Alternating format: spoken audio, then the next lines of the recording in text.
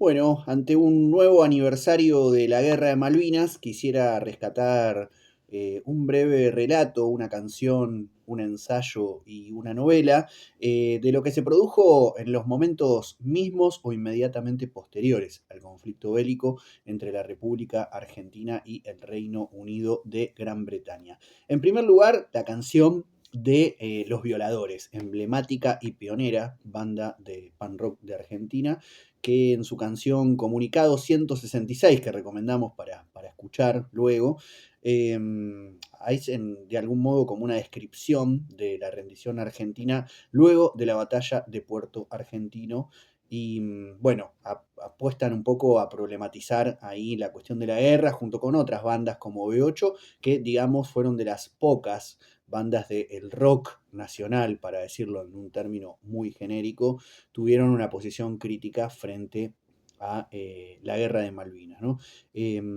Esa canción es incorporada luego en el disco ¿Y ahora qué pasa? De 1985, y dice, entre otras cosas, lo siguiente: ¿de qué sirvió esta unión que no logró la fuerza? Y no hay fuerza cuando no hay inteligencia, porque Estados Unidos ha demostrado que Occidente está en sus manos. Recién nos dimos cuenta cuando fuimos traicionados, vapuleados, pisoteados. Comunicado 166, Los Violadores entonces desde el pan rock para reivindicar la canción que decíamos de este conjunto de producciones contemporáneas a la guerra que salieron con una posición crítica frente al conflicto bélico. Luego hay tres breves relatos, de los cuales vamos a destacar uno, que llevan por título El deseo de unas islas, de 1982, La ilusión de unas islas, de 1983, y también del 82, Todo el poder a Lady Di. Nos estamos refiriendo al sociólogo, poeta, antropólogo, militante de las diversidades sexuales Néstor Perlonger. Los tres textos están compilados en sus ensayos 1980-1992, publicados en la colección Puñaladas de la editorial Coligüe bajo el título de Prosa plebeya. Y allí Perlonger, entre otras cuestiones, plantea lo siguiente: decir que la movilización por la guerra sirve para vertir consignas antidictatoriales, por otra parte incontenibles, dada la ruina del país, es por lo menos una hipocresía, ya que ellas estaban, pese a tan inconstantes voceros, desatándose antes con más claro vigor. Y agrega: el gobierno, aplaudido unánimemente como anticolonialista, acaba de prohibir los films pacifistas y las críticas antibélicas que pueden desmoralizar a los guerreros, ¿no? Escribe esto Perlonger en el mismo año de la guerra, en 1982, y como decíamos, en Todo el poder a Lady Di, este texto compilado en prosa plebeya, remata hacia el final. El solo hecho de que guapos adolescentes en la flor de la edad sean sacrificados o aún sometidos a las torturas de la disciplina militar en nombre de unos islotes insalubres es una razón de sobra para denunciar este triste sainete que obra mediante el casamiento de los muchachos con la muerte. Luego dijimos también que había una novela, ya creo que quienes están interesados, interesadas en estos temas sabrán a qué me estoy refiriendo, que fue escrita, según el mito, en unos pocos días con un autor sobrepasado de cocaína. ¿Sí? Nos estamos refiriendo a Quique Fowil, o Fowil, como sencillamente con su apellido pasó a ser conocido en las letras argentinas, con Los Pichiciegos, ¿no? Que tiene varias ediciones. Yo tengo esta de Interzona, ya de hace unos cuantos años, ¿no? Que es una novela muy interesante, entre otras cuestiones porque aparece una pregunta que sacude las bellas almas progresistas, ¿no? Dice, en medio de esta ficción, dice Fowil, ¿por qué las trincheras están llenas de cabecitas negras? ¿No? Y aparece, bueno, en estas visiones de una batalla subterránea, como se subtitulaba el libro en su primera edición, que hay algo que tiene que ver con los protagonistas del texto, los pichis, ¿no? Que son los que habitan la pichicera, que es ese espacio, nos dice el autor, construido en 2 semanas, cuando ya los muertos eran llamados helados y fríos los que habían sido heridos. Cuando algunos se habían cansado de que les dieran la comida fría, ¿no? Y aclara, para ahorrarse el carbón, y otros ya se habían vuelto medio locos. ¿Sí? Entonces hay algo de la pichicera por los pichis, ¿no? Que son esos bichos que viven de noche bajo tierra y que hacen cuevas. La pichicera tiene la particularidad de ser una trinchera que está situada a mitad de camino, ni de un lado ni del otro de los dos bandos enfrentados en la guerra, porque en esta novela no hay batalla o combate directo, sino que lo que hay es una lucha por la subsistencia. Así, estos personajes de la novela de Fowell tienen una particularidad: rechazados por los británicos y dados por muertos, o presos del enemigo, o desaparecidos por los argentinos, los pichis se las van rebuscando de algún modo para sustraerse del enfrentamiento, porque bien saben que de volver van a ser arrojados al campo de batalla, es decir, los van a mandar al matadero. Los Pichiciegos obviamente se constituye desde el mismo momento en que es publicado en un libro polémico, ¿no? Que de algún modo hace saltar o estallar por los aires las concepciones clásicas de la literatura para narrar los enfrentamientos bélicos, ¿no? Partiendo de un imaginario que hace hincapié en la cuestión nacional, sin embargo, lo que hace es cuestionar los procesos de homogeneización típicos de los procesos de identidad. Los pichiciegos, los pichis, como decíamos, son un desprendimiento de las tropas argentinas que continúan subsistiendo, pero no hostigando al enemigo desde otro sitio, ¿no? En una especie de suerte de guerra de guerrillas, como podríamos pensar que sucede en un relato clásico bélico, pero tampoco son los que traicionan plenamente a su propia fuerza y se incorporan a la fuerza enemiga, que sería otro caso, ¿no? Sino que si traicionan es solo en función de sus propios intereses, que como dijimos no son más pero tampoco menos que los de la subsistencia. Cabe preguntarse entonces quiénes son los enemigos de los pichiciegos, los británicos o los argentinos. En todo caso, lo que se desprende de la novela, de su lectura, es que para los pichis son enemigos tantos unos como otros, porque lo que tiene los pichis es que se mantienen desplazados del teatro de operaciones donde las fuerzas en pugna se enfrentan y lo que hacen es abrir un espacio en el tiempo durante el cual de algún modo se prolonga ese enfrentamiento que es el de la guerra de Malvinas. Aquí claramente se puede pensar, por ejemplo, en algunas conceptualizaciones filosóficas, como por ejemplo las de Deleuze y Guattari, ¿no? En su libro Mil Mesetas, el segundo tomo de Capitalismo y Esquizofrenia, que es de 1980, o sea que es bastante contemporáneo al conflicto bélico, ¿no? Donde en el capítulo titulado Tratado de Nomadología, la máquina de guerra, Gilles y Félix analizan el juego de el Go, ¿no? Y dicen que es pura estrategia, ¿no? Y lo diferencian un poco del ajedrez y dicen que de algún modo hay algo que tiene que ver con esa forma de desplazamiento rizomático que puede ser también leída en Los Pichiciegos, en esta novela, como la estrategia de simple y pura lógica de supervivencia.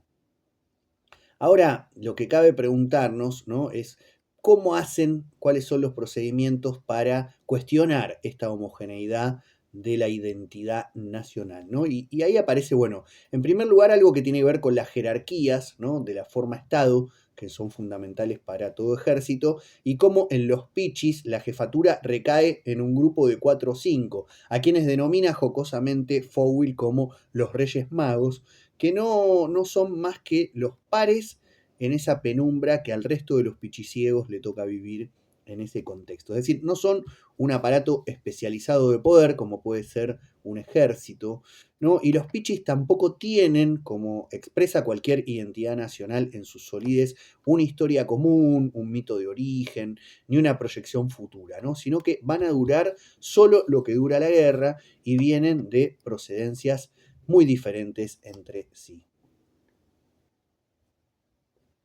Otra cuestión que aparece y me interesaría destacar en esta columna respecto de las producciones culturales en torno a la guerra de Malvinas es la cuestión de el procedimiento de la parodia, ¿no? Que trabaja Fowell de algún modo cuestionando un símbolo de la argentinidad por excelencia, por ejemplo, Gardel, ¿no? Que dicen Gardel un pichicatero.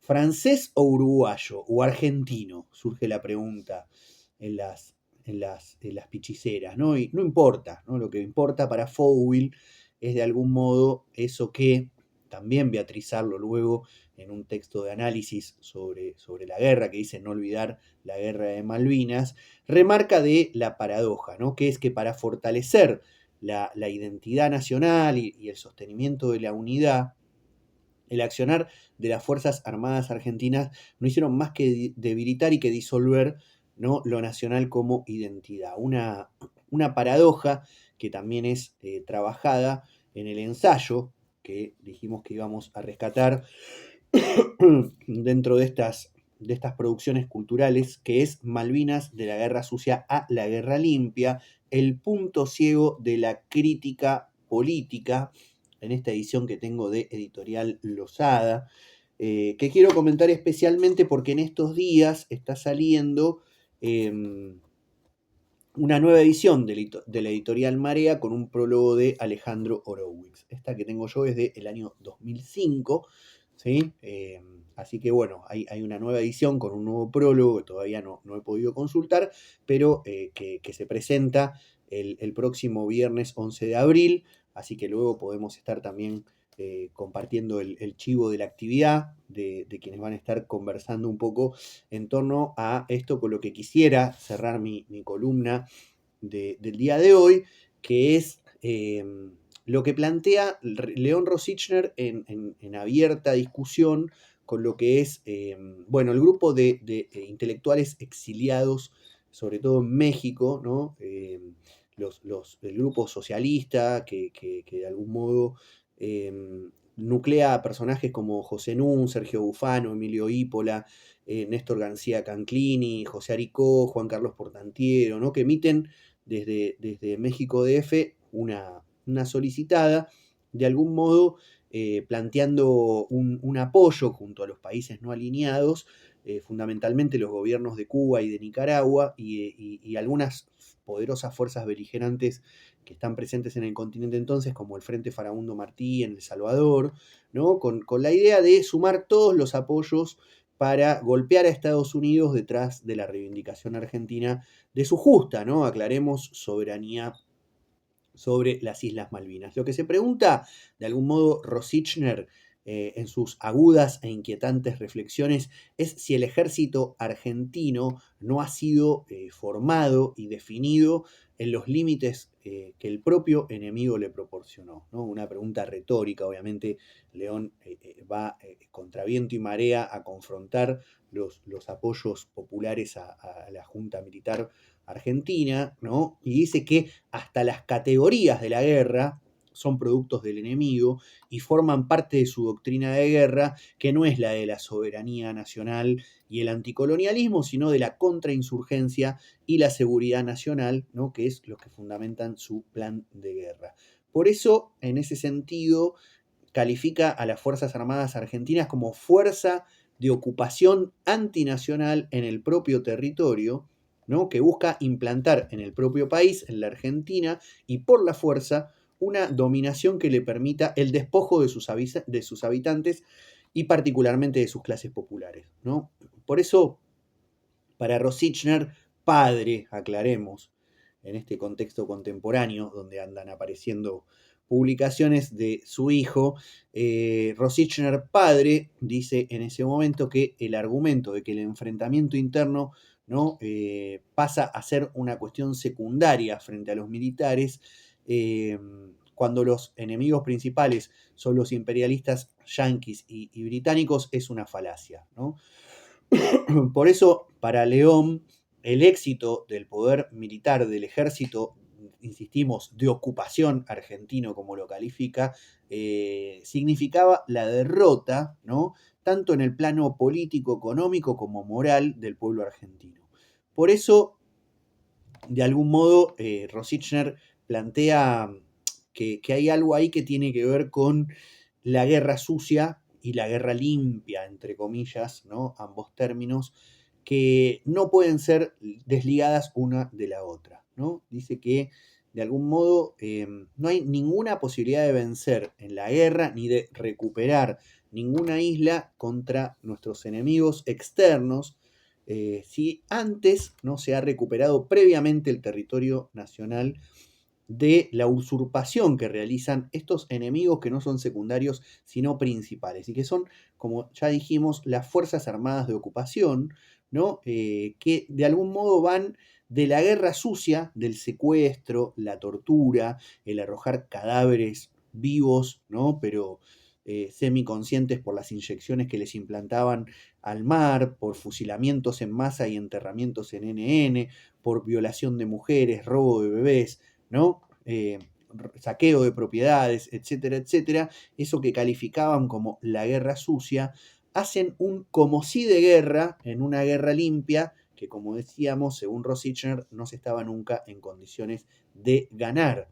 Y por eso va a salir a polemizar, a poner el dedo en la llaga, ¿no? A, como se dice, mover el avispero y provocar una discusión, ¿no? En torno a la interrogación por el rol civil, por los apoyos civiles a la Junta. Ya no solo en relación a la guerra de Malvinas, ¿no? Que puede ser quizás entendido bajo una justa causa de soberanía nacional, sino también en el trasfondo de apoyo civil que tuvo la dictadura desde el mismo 24 de marzo de 1976. De algún modo, Rosichner, en esta guerra fantasiada, según como caracteriza lo que los militares argentinos hicieron en Malvinas, pone una discusión en torno a una cuestión de síntomas, podríamos decir, parafraseando también al fundador de psicoanálisis, Sigmund Freud, a quien por aquellos años León Rosichner también le dedicó profundos trabajos y desde mucho antes también con su libro Freud y los límites del individualismo burgués, pero sobre todo en ese contexto poniendo en relación a Freud con Marx y con Clausewitz para pensar la dominación y la subjetividad que produce ese tipo de dinámicas. Preguntarse entonces, decíamos, al fin y al cabo, si no hay algo sintomático en torno al trauma Malvinas, ¿no? Sobre el cuerpo colectivo de la nación y no ya sobre el cuerpo singular de una existencia particular. Al fin y al cabo, asumir desde la escritura el trauma puede ser asumir algo que tiene que ver con el saber de nuestro pueblo integrado por mujeres y hombres que ofrecieron resistencia activa al horror, al terror, ¿no? Pero que muchas veces también prestaron el necesario apoyo para que dictaduras como la de el 76 al 83 se sostengan, ¿no? Entonces, asumir ese carácter contradictorio que tiene no solo el pueblo argentino, sino los pueblos del mundo, puede ser una rica experiencia para problematizar sin idealismos, desde un materialismo pleno, cuáles son las relaciones subjetivas que constituyen a un pueblo en un determinado momento histórico. Al igual que Fowell, también Rosichner no se mostraron indiferentes, y uno desde el ensayo teórico político y el otro desde la ficción, desde la literatura, en este caso desde una novela, como también desde sus breves relatos Néstor Perlonger y Los Violadores, haciendo esos sonidos sucios y ruidosos desde el pan rock, de algún modo contribuyeron a producir un sacudimiento de los consensos que imponía una época donde parecía que nada diferente podía decirse. Quizás, como sucede a menudo cuando son los aniversarios, cuando llega el 2 de abril y parece que cierto fervor nos hace borrar del horizonte cualquier perspectiva crítica. Recordamos y cerramos entonces comunicado 166, canción de los violadores, todo el poder a Lady D de Néstor Perlonger, incluido en su libro Prosa Plebeya, la novela de Fowell Los Pichiciegos y el ensayo Malvinas de la guerra sucia a la guerra limpia, el punto ciego de la crítica política de León Rosichner, comentados para un nuevo aniversario de la guerra de Malvinas.